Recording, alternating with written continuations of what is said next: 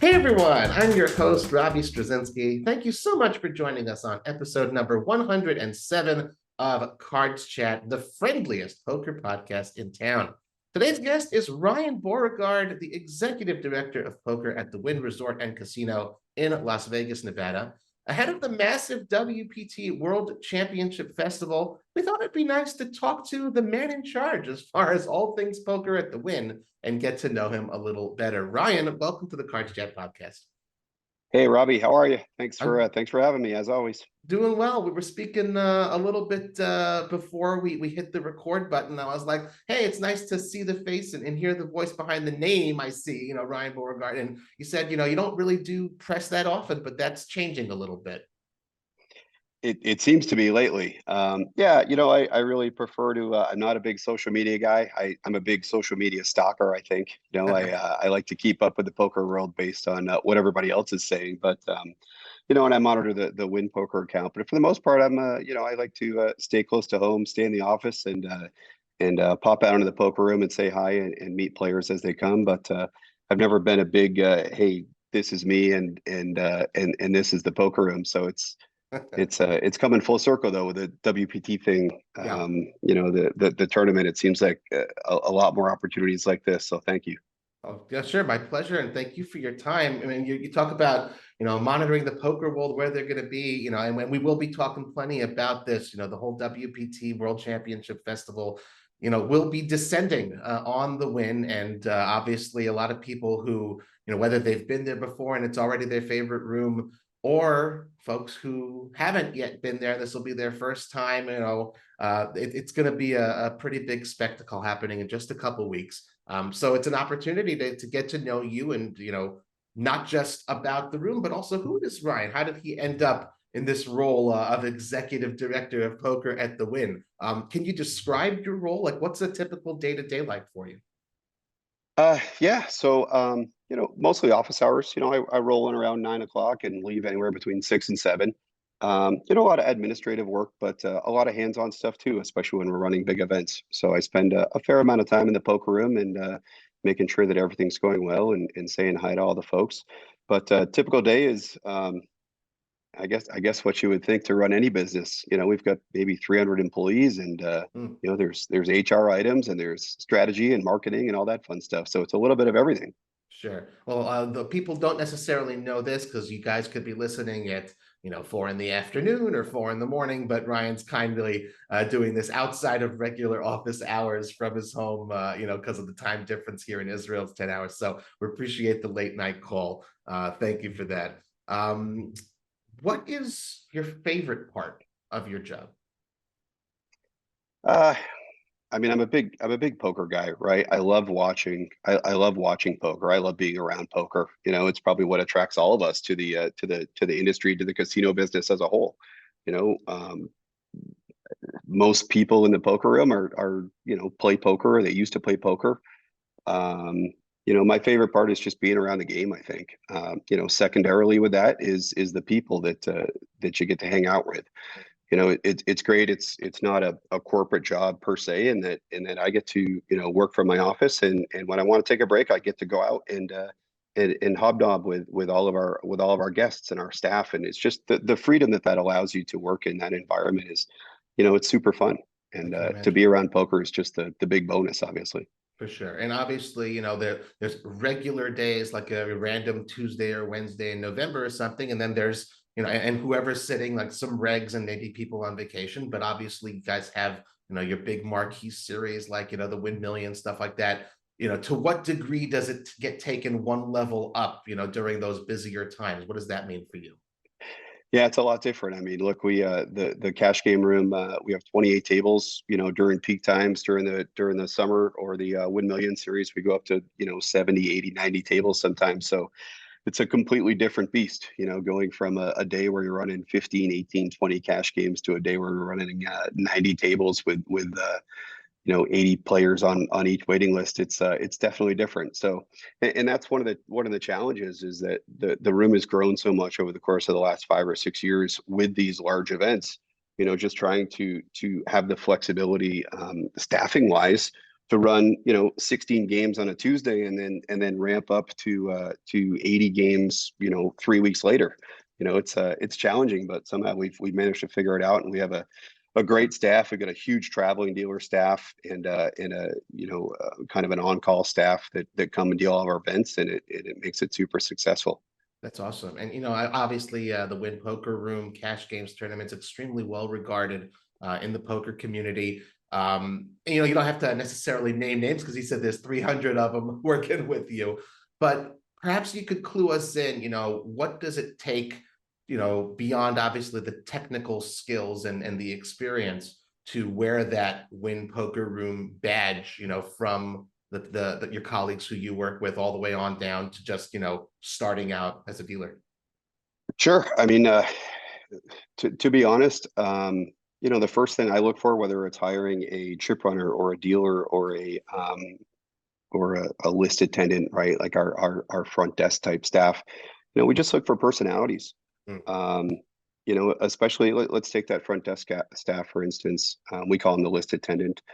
We've had plenty of dealers who come in audition and they want a deal and they go, look, I've been practicing, or I went to dealer school or what have you. And a lot of them, they just, they're not quite there yet. They need the experience. But, if they have that personality, I'm just looking for people Yeah. persons, Yeah. right? People that just like to be around other people and like to be around poker. From there, we can figure out the poker part, and if they want to be a dealer, we'll help them get there. But for the most part, it's just filling the room with people that like to be around other people. People that kind of represent, I don't want to sound too corporate here, but people that represent the Wynn core value type stuff, which Mm. is, care about everybody and everything, care about the other teammates and all the other employees as well as the guests, and just go out of your way and just want to be a helpful person. You fill the poker room with people like that, and it's going to be a success, right? And that's what we try to do. I mean, that doesn't sound corporate. That's a great core value to have, within a corporation or outside of it, for I sure. know, but I don't want to be the guy that repeats our core values, right? Right. Like it's just, but it's inherent in what we do. It really is, not only the poker brand but the Wynn brand. Nice. Excellent. Well, I mean, you didn't start out as the executive director of poker at the Wynn. You started out as a dealer as well. How did you first get your start in the industry? Yeah, 2000. 2004 or so, give or take. I was a break-in dealer at the Orleans. I moved to Mm. Las Vegas. I used to work in the golf business. Oh, wow. Decided it was time for a change, so I packed it up and moved to Vegas. And didn't do much for maybe 6 months or so. Kind of relaxed a little bit, played a little bit of golf, played a little bit of poker, and decided I was going to be a dealer.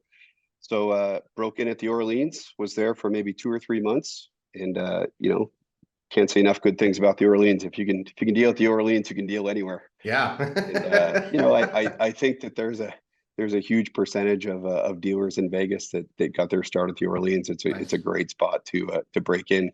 And shortly thereafter, the Wynn opened. So that was 2005, April 2005, and the rest is history. Started there, and now look where we're at. Amazing. I mean, someone who started out, on the lower rungs and worked your way up, to what degree or in what way does your experiences as a dealer, how does that affect sort of your approach to management and running the room and being in charge? Good question. I'll start by saying I think when you're a dealer, you don't appreciate what it takes to manage or run a poker room or make it successful, right? And I think one of the biggest things that as you move up the ladder from dealer to floor person, and as your responsibilities change, you learn more about the business and you figure out that there's so much more to trying to fill the poker room, to trying to make sure that all the dealers are making money, make sure that everybody's happy, has a good work environment, has good employees, right? So at first, when you're a dealer, you never think about those things, right? When I was a dealer, I concentrated on my game, put my head down, deal, run a good game, hopefully make a little bit of money, punch the clock on the way out the door, and come back and do it again the next day. Right. So now as the manager, I can appreciate that, that's the primary for dealers. They want to come in and they want to work, they want to do a good job, they want to go home. Some of them want to move up, and we want to give them that opportunity where we can. you know, the perspective that I get is to make sure that everybody's happy, make sure everybody's, living the lifestyle that they want to live, that the job is allowing them that lifestyle. And if it's not, try to figure out how to make it better. Right. Well, I like it. Great answer. You say you've been with the Wynn ever since, but it hasn't always been in Las Vegas. You spent several years as the poker manager at the Wynn in Macau.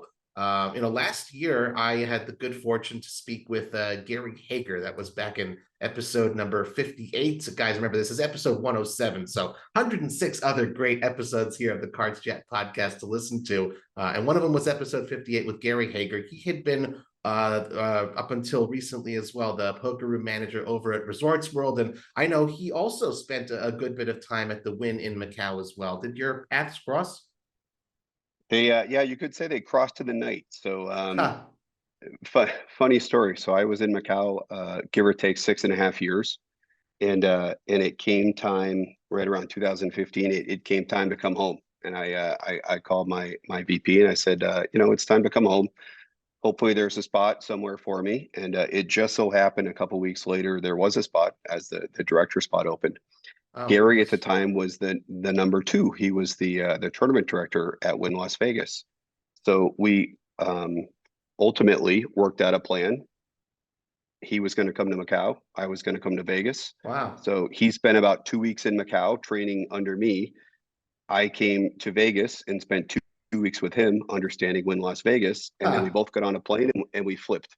So That's a he great story. literally filled in for me at Wynn Macau. He took my spot at Wynn Macau, a week after I left, and it was Wow.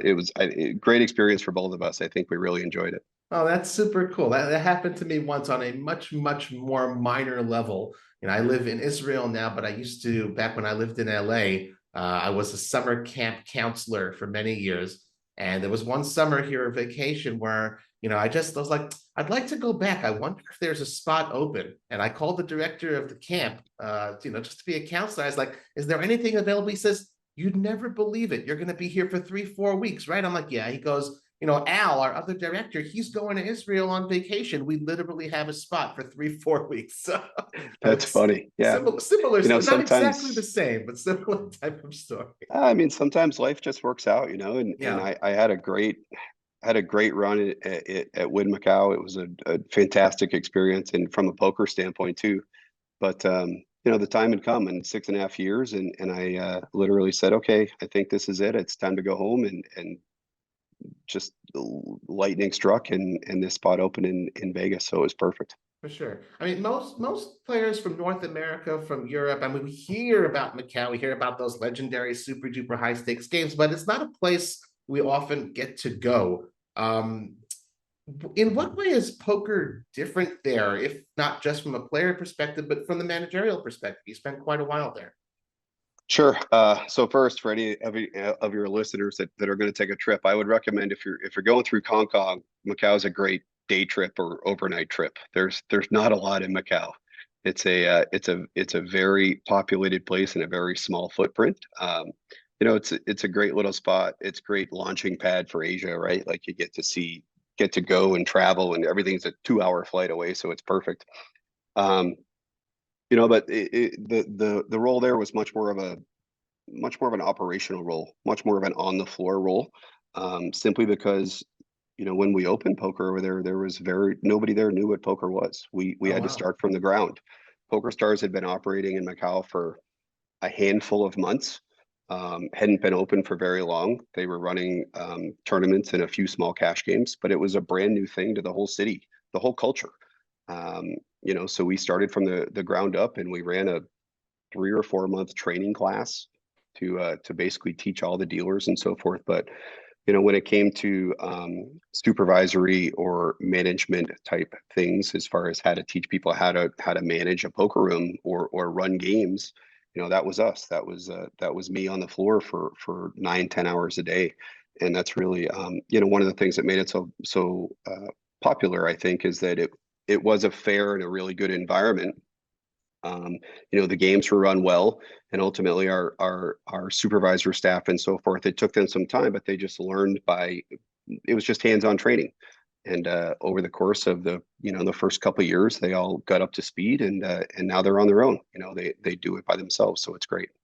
If someone were to visit, nowadays, like a poker room in Macau, if you've spent a good amount of time playing in a European casino, a North American casino, and a poker room, is it kind of basically the same, or are there some differences? Like, are there daily tournaments and it's just all hold'em, or is there like, tons of stud tables or that sort of? Yep. So we when we opened, it was just Hold'em, and then a few years in, we actually have to we had to. The rules of the games are actually written into law, if I remember correctly. Wow. So in order to introduce pot limit Omaha, or Omaha in general, we actually had to petition to make a slight change to the gaming law. We were Wow. able to get pot limit Omaha in. So we primarily ran Hold'em and pot limit Omaha. Games are all run in Hong Kong dollars, so Right. takes a little bit of getting used to, but for the most part, everything else, the languages at the table that were permitted were Chinese and English. Mhm. Um, so you could speak either. Most of the dealing staff spoke enough English where they could understand, um, to make sure that the game was being run correctly. But for the most part, if you were a Westerner, there was going to be a lot of Chinese being spoken, and you had to trust that the players, as well as the dealer, as well as the Right. floor staff, was properly policing the game. But by some miracle, it all worked out. We had really good games, and they were very fair, and they were all well run, so it was great.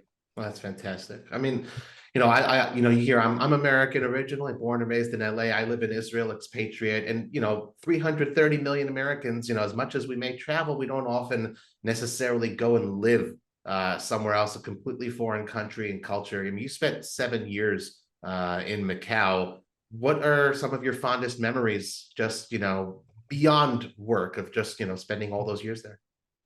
Sure. I mean, first, it's really just the Macau culture. That the people of Macau were super super welcoming, and they're welcoming to everybody. They're very nice. They're very nice people. Macau was a Portuguese colony. They have some Western values, a little bit different than mainland China, but the people were just so welcoming, and it was from a staff standpoint, everybody was great, and there were birthday parties, and it was a great family type vibe. Outside of that, it was just a lot of great travel. I Oh, mean, nice.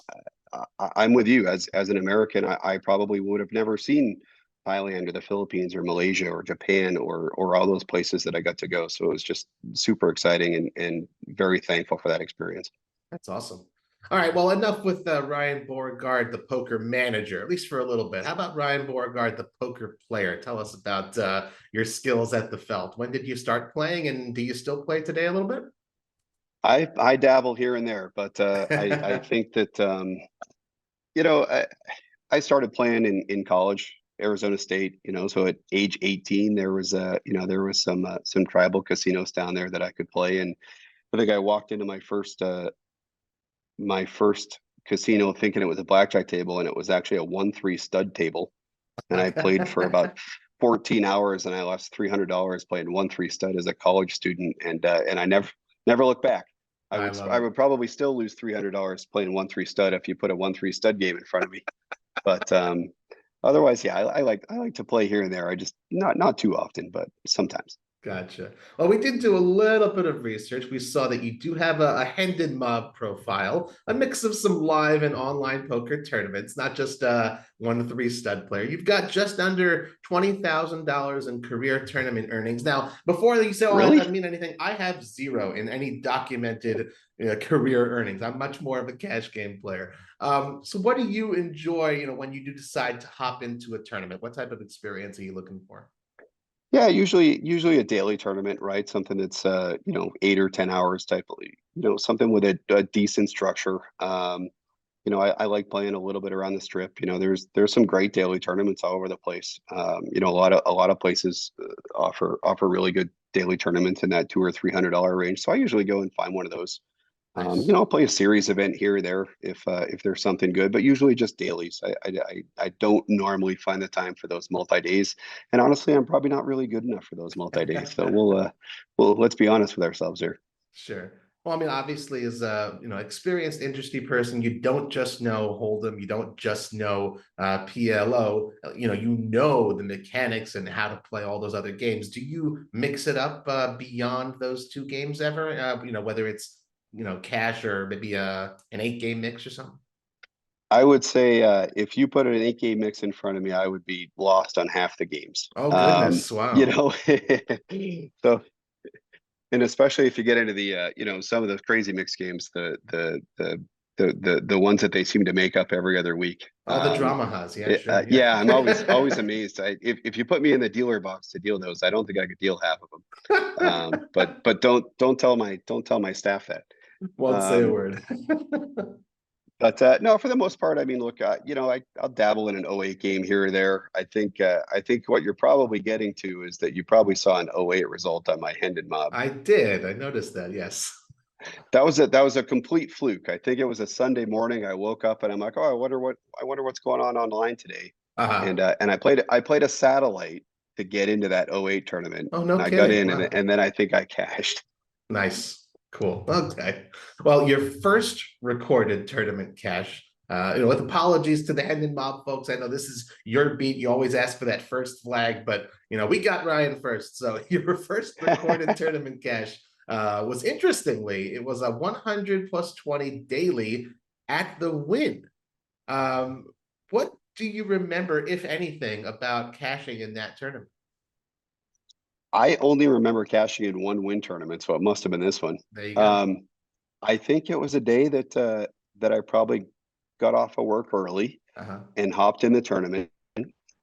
And I think I specifically remember putting a hellacious beat on a guy at the final table. I think he raised button, and I think I called him with like 3-4 off and flopped a straight. And I remember he berated me pretty good because back then it was cool to berate people still back then. It's not nearly as fun, and you're not allowed to do that anymore. Right. But that's what I remember at the final table. And that's probably the only reason that I got as deep as I got. Gotcha. Okay. All right. Well, we'll switch gears back as one has to do when playing poker. You got to switch gears every so often. So we'll switch back to the Wynn's hosting of the World Poker Tour World Championship coming up just a couple weeks. We're recording this on November. Well, for me, it's the 22nd already. So just 10 days away from the start of the festival on December 1st, running for 20 straight days.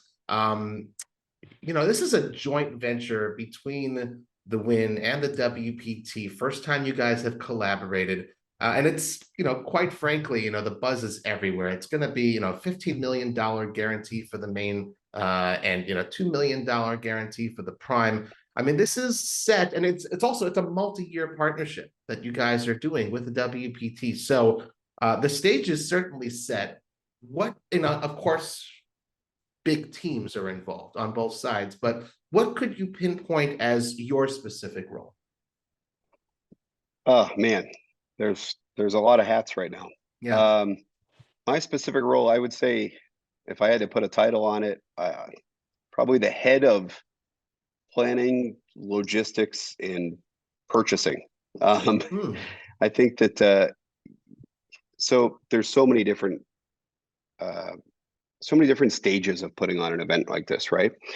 I'll start with when the discussion started back, gosh, May. Mhm. The first stage is understanding the plan and the scope of the tournament. And then there's obviously all the legal stuff, which is okay. Let's make an agreement. Let's figure out how often we're going to do this and make a long-term type agreement, which we did. And then from there, you shift to, okay, how are we actually going to make this happen? Right. And what's the schedule look like? You can't really do anything until we make a schedule. So, in conjunction with our tournament director, Ray Pulford, right? We put together a great schedule. The WPT, they had at the time they had two landmark events, WPT Prime and the World Championship, where they said we want to put these two events on. We want two televised events. Your Right. series is going to have two televised events. We said, oh man, that's great. And then lo and behold, later on, a month or two later, Ange said, hey, we're going to add a third. We're going to add the ladies event. Right. So now we have three televised events. Right. So originally we had those two marquee events. We threw in the Wynn Mystery Bounty, so we Right. have our 3 weekends covered, and then we get to fill in the rest of the schedule. So that that takes, to make a schedule like that, that takes a good month or so, trying to work out all the details for the schedule. So that was really from the strategy perspective, that's really the first big step. And then from there, it's really, okay, now how can we execute this entire schedule? And it's, what do we need? Okay, well, we need to buy 80 new tables. We need to buy 120,000 new pieces of chips, right? We have to buy, we needed to buy complete new chipsets because we have days we're running 4, 5, 6 events per day. And for us, we've never, we've had days where we during the summer series or the Win Millions where we probably run 3 events, Right. 3 chipsets. So now we're going to 6 events. We have to buy all new chipsets. So just all those little things that, okay, we need 300 new dealer buttons. We need, 600 new all-in buttons. Like all that fun stuff is they're all pieces that take a lot of time and a lot of planning. Sure. So really it's been a lot of that. And then just logistically, how are we going to facilitate an event of this magnitude and this scope in multiple areas? We have the poker room, we have the area right out in front of the poker room, and then we have this giant ballroom that we're going to use. Yeah. So, kind of a I guess that was a long-winded answer. I'm sorry, but there's just so there's so much, and we're still working on it. Right, we're 2 weeks away, and while all the major pieces are in place, there's all these little details now, which is facilitating all the signage and the menu for the food items that are going to be served in the ballroom, and all the stuff that we know that we're going to get done. It's just was pushed off because it wasn't one of the major items. Sure. Those are all the things that we get to deal with here in the last 2 weeks. Right.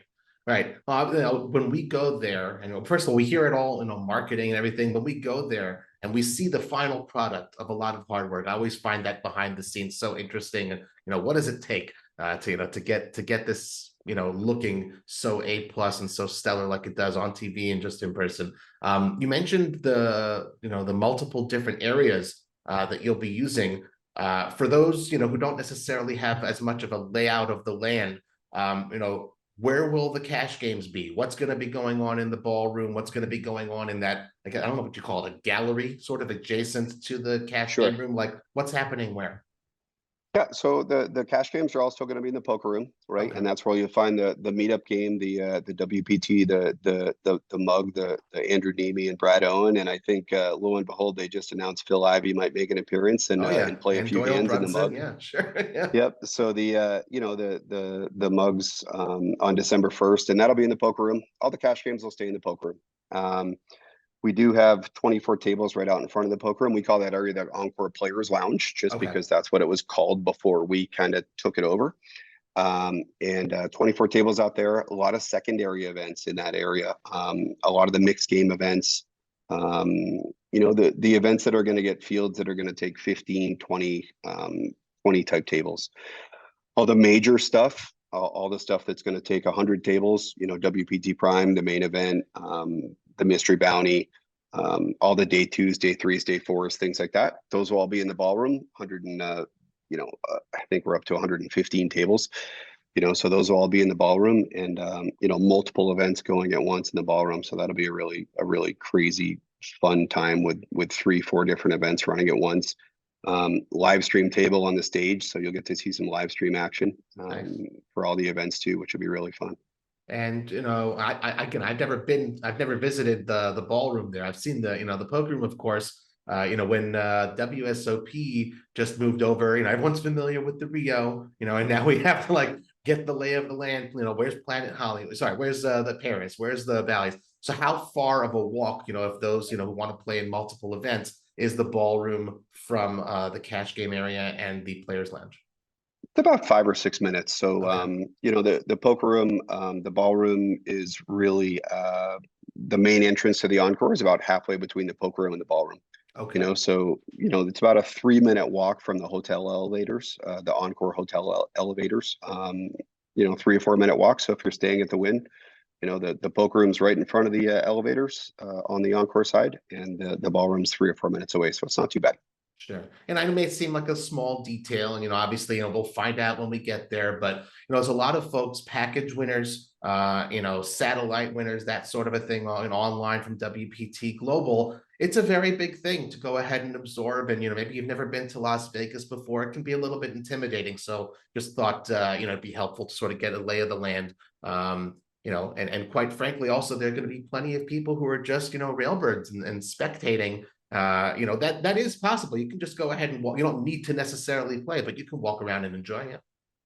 Sure. Yeah. I mean, the ballroom area is completely open to the public, so come on in and check it out. I mean, it is a tournament area, so we're not going to not going to let people hang out for too long, but they can certainly come in and have a look. And there's going to be a lot of there's going to be days when it's packed, so it'll be a really fun atmosphere. Cool. Not to get too nitty gritty with the X's and O's, but we obviously what we see is being marketed beyond an amazing time and experience. We see the big number, 15 million. We see a big number, 2 million guaranteed.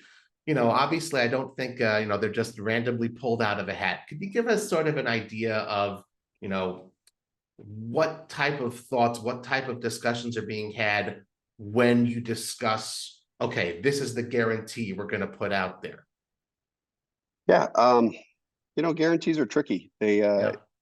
They require, a fair amount of strategy and a fair amount of planning, or you could get caught with your, lack of a better word, with your pants down, right? Yeah. So we start with the main event. We start with the championship and 15 mil, and I'll let you in how we got there is we knew that our Win Million series, we know how many unique players that series normally generates. We know that between WPT, between the online qualifiers, the club WPT, all of their satellite winners from around the world, Australia, Gardens in California is running satellites, all these live places running satellites.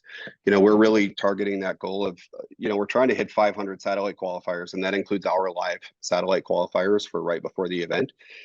So we know unique entries from Win Millions, which was our last 10K, plus 500 satellite entries, plus maybe a handful of re-entries. Even though we made each flight a freeze out, there's going to be some re-entries, right? Plus hopefully all the new players that we can attract, and that's how we felt comfortable, hitting that 15 million. Based on our numbers, it should look more like 17 or 1800 players. So Nice. So that one should be good. Hopefully we're not wrong.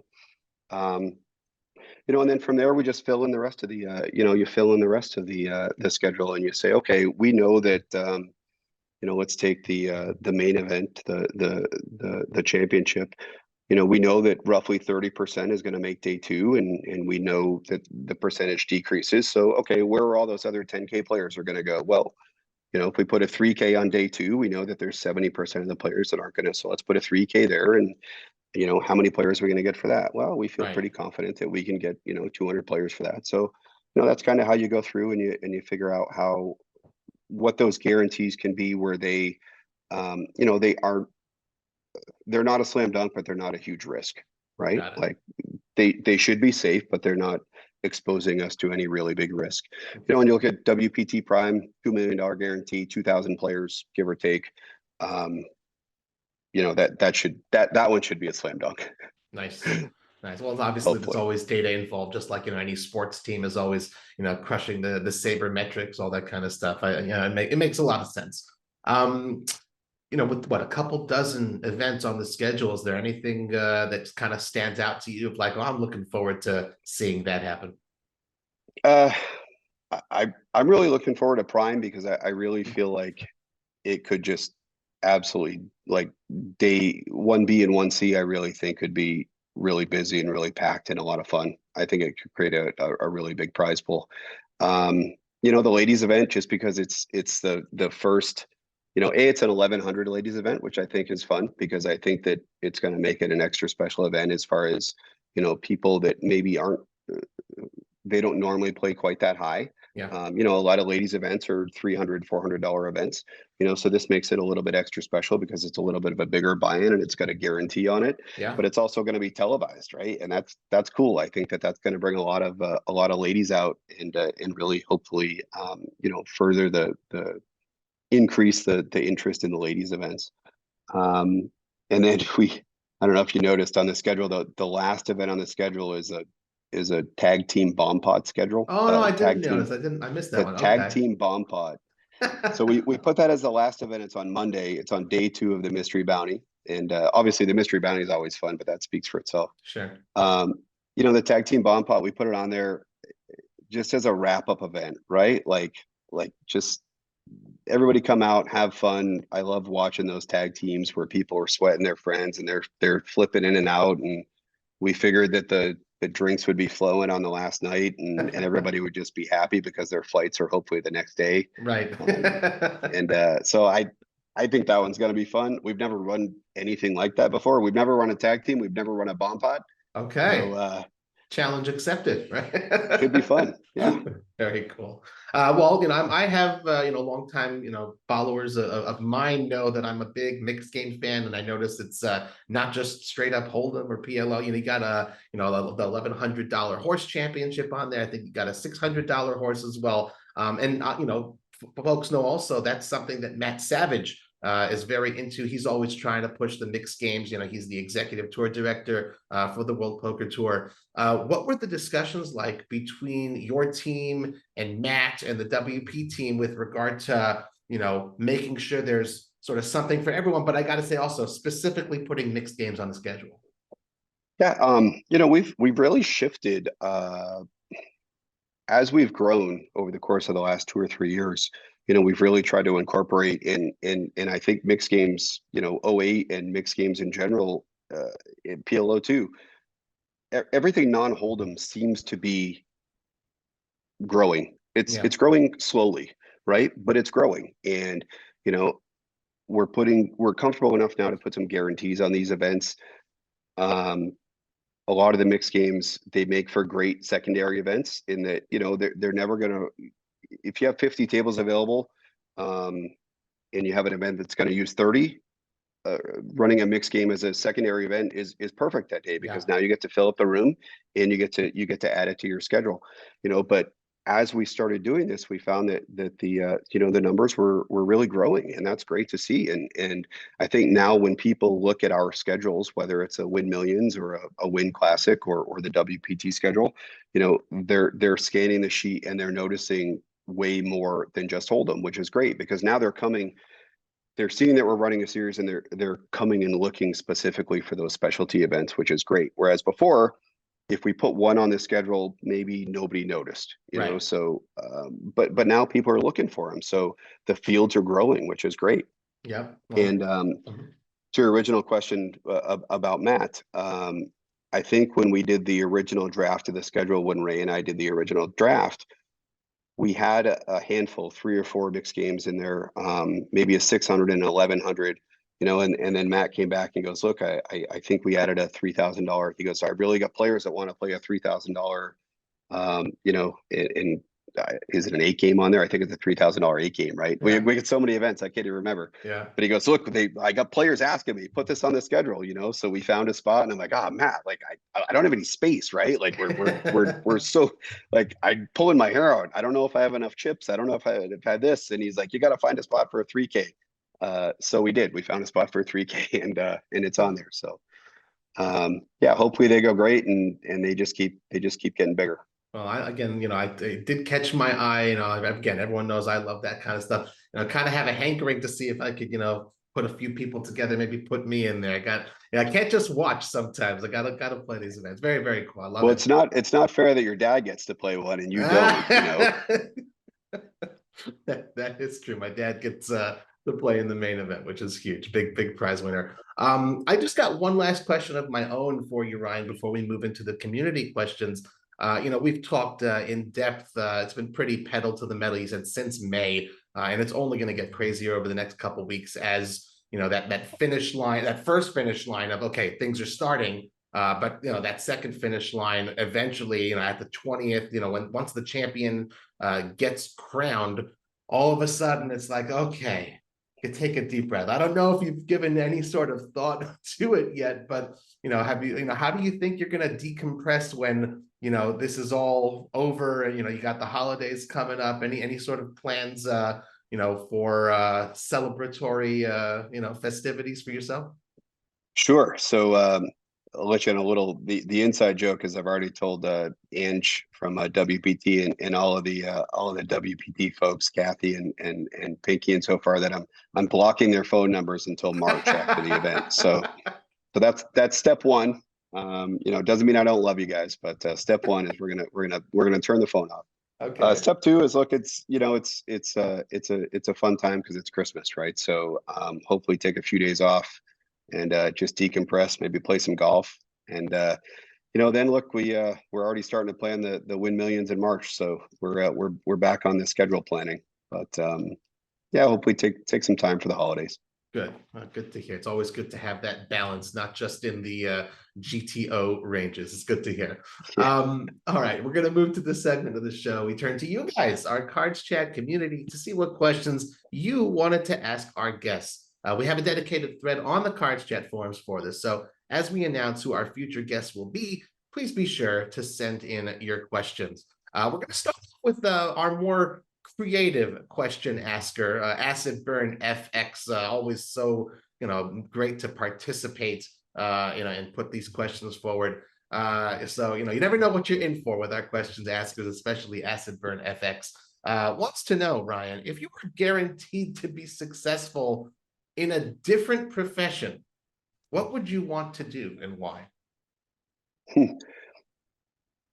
I would have expected a different question from somebody named Acid Burn FX. Good question. I would probably something that involves hospitality. I really like working with people. I could see myself like running a bed and breakfast in Colorado somewhere. Just something where I get to interact with people, super laid back, help people enjoy themselves, relax, vacation type stuff. Whether it's a ski town or a golf town or something like that, I could see myself doing that. Nice. Okay, cool. And we'll have one more from Acid Burn FX for you. We already asked you right at the start, what's your day-to-day like? Acid Burn FX wants to know what's the best part or your most favorite part of the day? Probably the morning coffee, taking the dog out for a walk, trying to gather my thoughts for the day. And, generally it's not, there's not too much going on in there, but over the course of the last few months leading up to this event, there's a lot going on. So that time outside is just a nice time to relax and just try to get ready for the day, I think. Nice. Very cool. What time do you usually wake up in the morning? About 5:30 or 6. Wow. Yeah. That's how you Okay. know I'm not a poker player. There you go. And it's we're approaching 11 p.m. over there in Las Vegas right now. So again, I gotta thank you for pulling the night shift for me. I appreciate it. No problem. My pleasure. Cool. So Gutshot Gus has a question for you, Ryan, as well. It's possible you may have mentioned it, but we'll probe just to be sure. Gutshot Gus wants to know, what have you got up your sleeve that is quote unquote bigger and better in the Wynn tradition of 5-star excellence? Oh, bigger and better in the Wynn tradition of 5-star excellence. I think that our events, if we're talking poker specifically, I think it's going to be hard to top bigger and better than a $15 million guarantee. But yeah, but in my mind, like, our events just keep growing, right? And to me, that's, it's a great way to get people to the room. It's a great way for people to experience the Win that potentially haven't before. So I think just getting people here to experience the Win Las Vegas in the poker room, if they haven't come, it's probably a bit of a different experience than they've had wherever they might be used to playing. So I would say that's definitely bigger and better. Hopefully this event as an overall is bigger and better in that just the experience of the ballroom experience and things like that is definitely going to be bigger and better. Other than that, Gutshot, I'll let you know once I get through this event when I can plan the next bigger and better one. Nice, very cool. Crystals also participates all the time. Thank you so much for sending in this one for Ryan. Crystals wants to know, you don't have to name names or anything like that. What has been the absolute worst idea that someone has pitched to you, could be a player or someone else, to improve the room or drive traffic to it? Oh man, that's a good question. Boy, it's hard to, you know what? It's hard to come up with one off the top of my head, to be honest with you, but there's always it's so funny you mentioned that because there's always players that go, you guys should really do this. Right. Oh man. I hate to tell you, I don't know if I can come up with one off the top of my head. I mean, there's always Clearly you players didn't that implement it. So. there's always players that go, you should really give $4 an hour in comps, right? And it's and you have to explain. You're like, look, you know, a cash game rake's roughly $100 per hour. You know, if we're giving away $4 an hour on comps, that's 9 times 4 is $36. Then you got to pay a dealer. Like we then we got to pay taxes. Like we still got to stay in business, you know. And Right.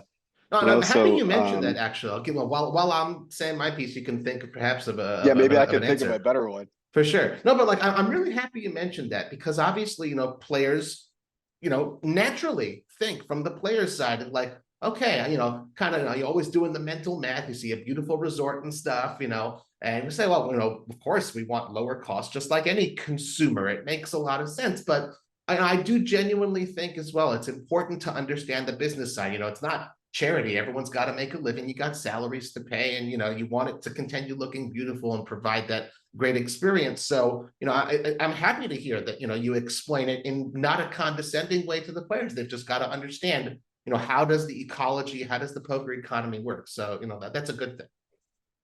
Yeah, I mean, look, it's our job as managers or directors or what have you to, you know, we still have to protect the poker industry. And while we're trying to grow the industry and make sure that everybody has, you know, the amenities that they want in a poker room, and they have, you know, you still want your chip runners, and you still want let's face it, and me as a player, I'll say this as a player too, we're a little bit spoiled, right? We sit down at a poker table and we say, hey, you know, garçon, chips, you know, and we want somebody to come over and, you know, it takes a lot of staff, cocktail servers, chip runners, you know, list attendants, back of house people, cleaning people. It takes a lot of staff to run a poker room properly. And, you know, poker rooms, they're not expected to obviously make what the rest of the casino is expected to make, but we still have to justify our space. Yeah. You know, we still have to pay the bills. So, you know, we have to look at those things. Look, I'd love to give $5 an hour in comps out because I recognize that food can be expensive, but it doesn't quite work that way, you know. Sure. We'll do one last question from Chica Bonita, again, one of our regs here who so kindly engages with us on the CardsChat podcast. Chica Bonita wants to know, I think this is a nice note on which to end off, Ryan. Do you have a dream related to your work career? And how about a dream outside of work of things you'd like to do and accomplish? Gosh. You know, this is going to sound cliche. From a dream job perspective, I love poker. I love people. I love beautiful things. And I get all of those in my current position. Sounds completely cliche, right? But as far as if for somebody in the poker world, I feel like I'm pretty close to the dream job. You know, on top of that, if I would have won the circuit event on WSOP.com yesterday, that would have been a nice dream, but I didn't. You know, that's how I spent my Sunday on the couch yesterday. But no, you know, I don't think I have any real dreams outside of, you know, I enjoy what I do, and I don't really find myself. I mean, look, dreaming of retirement on a golf course, you know, Savage is already there, so I guess he's already living the dream. But you know, someday I think that's a dream for all of us. Sure. And, you know, Matt And then is an avid listener of this podcast and all the poker podcasts, so I'm sure he's having a good chuckle right now. But, you know, just to your point, no, I've been speaking with you now for the last hour or so, and folks have been listening. it's pretty obvious, you're not just, repeating those corporate lines. You do genuinely love what you do. And it's pretty awesome to hear that and to know, like folks see again, this well-run ship, this great event being planned, someone who, sure, you're making a living doing it as a job, but you're really genuinely passionate about this game, about what you do. What more could we want and ask for from someone in a position like that? So I think that's just a wonderful thing and a great answer to that last question. Thanks everyone who sent in questions for Ryan Beauregard. And again, a friendly reminder to all of you out there in the Cards Chat community. We'd love to see you submit your questions for our future podcast guests in the dedicated thread on the forums. Guys, please be sure to give a good review to this podcast on iTunes and spread the word via your social media channels if you like the show. Ryan, I know it's bedtime. You got a 5:30 a.m. wake-up call. Before we let you go, is there anything else you'd like to tell the Cards Chat audience? No, I mean, thanks a bunch. Thank you, Robbie, for those kind words at the end. And yeah, it's a great life we live here in Vegas, and it's great to be involved in fun stuff like this. And I appreciate all the listeners and all the people that come and support the Wynn and support poker in general. And hopefully we're going to see you all here in December to support the WPT World Championship and one more, hopefully it's 10 years down the road, we're sitting here having the same conversation about the 10th anniversary of the WPT World Championship, and we'll go from there. That would be pretty cool. I can't wait to see it with my own eyes, board that plane and come see it in person. Ryan, thank you again so much. Guys, thank you all so much for tuning in once again to another episode of the Cards Chat Podcast. I'm Robbie Struzinski. You can follow me on Twitter at CardPlayerLife. I wish you all a wonderful day.